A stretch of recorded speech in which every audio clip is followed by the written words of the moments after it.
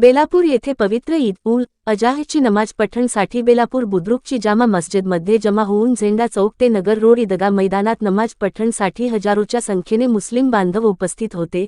नमाज झाल्यानंतर सुख शांतीसाठी बेलापूर जामा मस्जिदचे पेश इमाम मौलाना यांनी अल्लाहकडे प्रार्थना केली। त्यानंतर राजकीय नेते यांनी पवित्र ईद उल अजहा बकरी ईदच्या सर्व मुस्लिम बांधवांना शुभेच्छा दिल्या।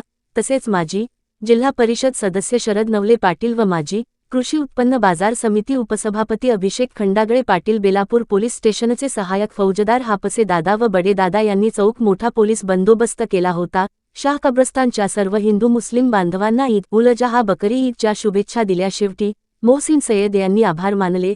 MSS न्यूज साठी एजाज सय्यद, बेलापूर शहर। एक रहमानी काम होता है, एक शैतानी काम होता है, एक जिस्मानी काम होता है। कहीं बयान होगा तो बताऊंगा तीनों का कंडीशन क्या है, लेकिन आप पहले सही तरह से सुने कि चाहे वो किसी तरह में खास पैगंबर देखते हो, नबी देखते हो, रसूल देखते हो, उनका खास हमेशा सच्चा होता है। आप सुबह उठते हैं, अपनी बीवी हाजरा से कहा, वो हाजरा आज हम और इस्माइल बेटे दोनों जो है अपने दोस्त की दावत पे जा रहे हैं, मेरे बेटे इस्माइल को तैयार कर दो। आज इस्माइल अलैहि सलाम बकरी ईद हा सण साजरा करत आहोत। या बकरी ईद सणाच्या निमित्ताने मी माझ्या सगळ्या मुस्लिम बांधवांना माझ्या वतीनं, माझ्या परिवाराच्या वतीनं आणि ग्रामपंचायतीच्या वतीनं खूप खूप शुभेच्छा देतो।